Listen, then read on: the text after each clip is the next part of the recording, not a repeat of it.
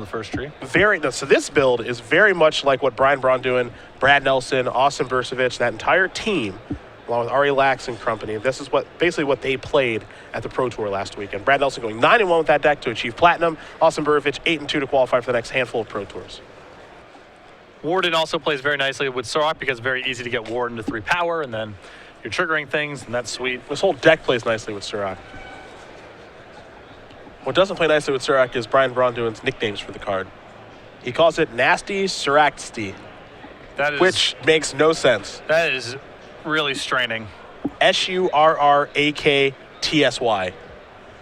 What does that even mean? You're going to throw out your pigeon arm straining like that. Yep.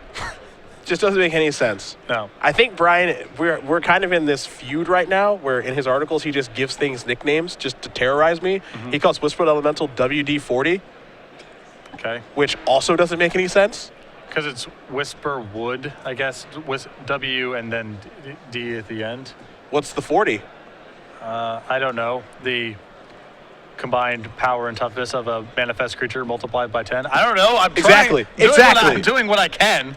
He's terrorizing me in his articles by just giving cards random nicknames. Yep. It's really starting to become too much. You know, the Drain and Brain with Obzadat, that was one thing. Kind of charming. Obzadaddy. I think that you should just post the next article all in strike through for all of his nicknames. I did attack his article this week a little bit. There was one strike through of Nasty Sirax. I can't even say, it's not even a word. Yeah. Here's a Thoughtseize. Or just a bunch of, black box redacted over certain things. Censored. Yeah. And Hostilities, Obzon Charm, Siege Rhino, along with Sansep Citadel, Temple of Silence, and Temple of Malady here for Charles. So actually a pretty good mulligan to 6. Yep, and this is a solid matchup typically for Obzon Control, just a little bit bigger, a little bit slower, more easily able to sideboard into things like End Hostilities, which are potent in the matchup. I do like that players are beginning to find, I think, the appropriate home for these new cards. Surak was obviously a powerful card. And we saw Ross Merriam try in his green-red aggro deck at the Season 1 Invitational, and he did make top 8 of that tournament, though not a great standard record. 5-4 after all the matches were played. This seems like this Obzon aggro deck a really good home for Surak. Well, the problem with, not that there's a problem with Surak, but just the conversation is, there's only so many 4s you get to play. There's a lot of really powerful 4 and 5 mana cards in Dragon, Kiernan, and Standard in general, so some stuff just ends up getting cut, not because it's bad, but just because there's only so much of it you can play. Yeah. A Temple of Silence. Top card goes to the bottom for Charles. We head back Chad's way. He's got himself a Rakshasa Death Dealer, as you can see.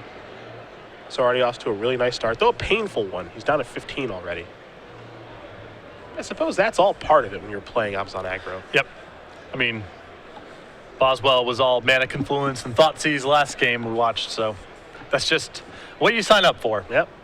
Death Dealer going to come across here for 2 points of damage. You saw Windsweep Teeth is the land, and Chad is going to pass it over. One of the interesting things when playing Obzon aggro, too, is when you're supposed to get aggressive with that Death Dealer. Well, I think in this kind of matchup, it is pretty annoying for Obzon Control to play against it with regeneration mana up because just not a lot of things kill it. So I think in the interest of blunting the removal spells, which is likely what Charles is up to in a spot where he's just passing with a bunch of mana up, you just want to get in your shots when you can. There are going to be opportunities when Obzon taps out for some play where you can start threatening to deal a lot of damage, and I think in those spots you do take your shots to pump, but early on in the game, I think the Death Dealer is good enough where it's worth conceding some early damage just to make sure you're getting some shots across. Chad going to sacrifice his Windswept Teeth. He got a forest here. He's down to 14. Charles with a 3rd land for his turn. He's at 18 at this point. Both these players 9-2. Can afford one more loss and still make top 8. So winning this match certainly important as here comes the Death Dealer. 2 damage to be dealt. No pumps here. Here's land number 4 in Caves of Koilos. Perhaps it's time for a Siege Rhino. Looks that way.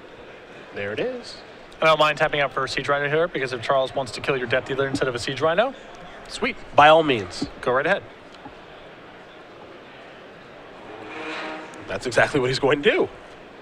Hero's Downfall will take care of the Death Dealer. Well, he's got his own Siege Rhino to check the Siege Rhino. He also has End Hostilities in his hand, so there's a priority for getting it off the table because it can pump past Siege Rhino and can regenerate against End Hostilities. Sansep Citadel and a Hero's Downfall. Gonna clear everything up here, Will Charles. So we go back to Chad. Fleece main Lion the draw.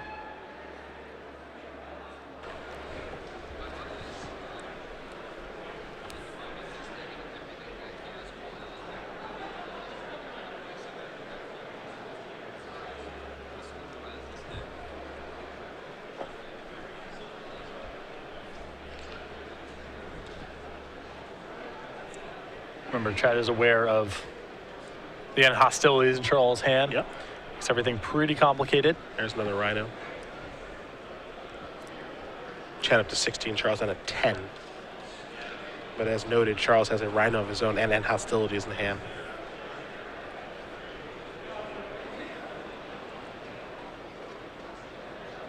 Zhang will play his own Siege Rhino.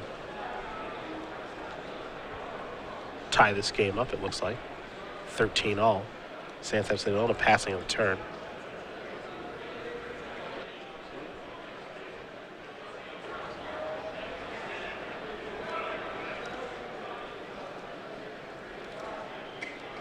Kiernan weighing his options this turn. And one of the cards that really puts things over the top in this particular matchup is Wingmate Rock. Those are in the sideboard for Chad. And I would have to assume they came in here. I mean, Yeah. this is the matchup. There's Fleece main line. Kiernan will pass the turn back. Had to take one to cast it, so he's down to 12. Zhang has the lead now.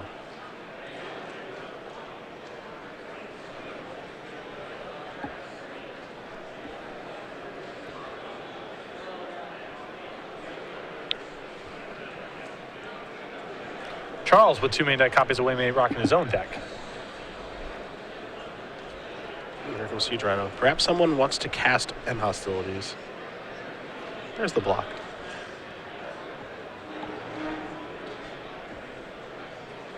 It could be Wingmate Rock, though, as you did mention.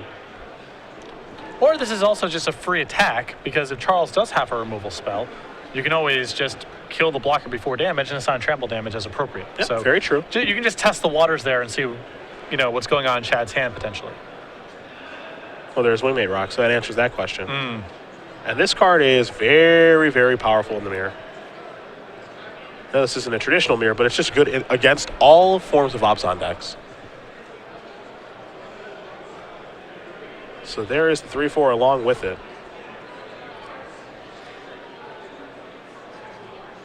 And I think that Chad may have had Valorous Stance in his hand, and he was trying to set up some spot where he can bleed out the end hostilities and protect his creature from it or do something with that Siege Rhino. But I don't know if this is the first time he's seen Wingmate Rock in the match, but that was very punishing that it played out that way.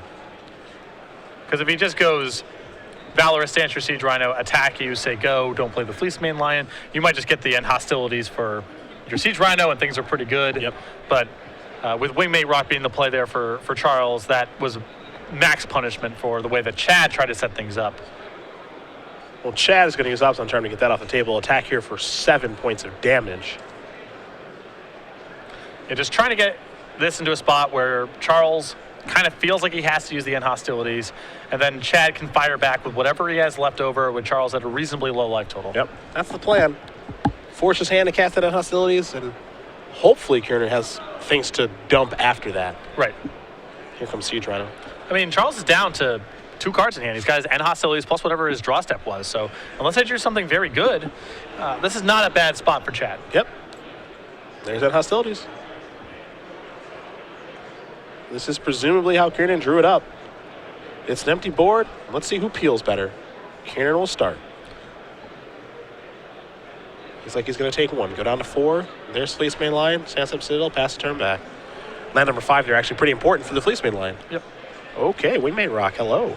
Well, this is not bad for Chad necessarily. True. He can go monstrous without taking damage.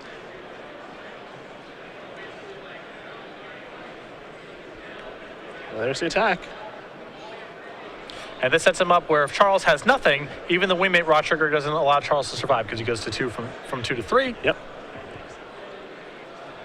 Take a draw. I believe that was Abzan Charm. Yeah, that should be lethal. That's going to do it exactly. That plus a pump is going to get the job done. Tommy top deck there from Charles Zhang. He will take a deep breath, and he should. Wins this match 2-1 here over Chad Kiernan. Obs on control will take care of Obs on aggro. Zhang moves on to 10-2 here in Providence. Charles has a lot of draws in that spot. Obs on Charm, Siege Rhino, even just a blocker might be able to get the job done depending on what Chad drew. But very fortunate there for Charles to be able to get it done on that turn before Chad got one more draw step. Congratulations, Charles Zhang. He moves on to 10-2 here in Providence. Chad Kiernan moves down to 9-3 with his Obs on aggro deck. Still in top 8 contention, however. Absolutely. So not all doom and gloom for Chad. Threw a very good punch there we saw in game number 3 in a pretty challenging matchup. The way that Valorous stance played out there was pretty rough for him. Don't know if he saw Remate Rock previous in the match, but it was not ideal given what Charles ended up playing.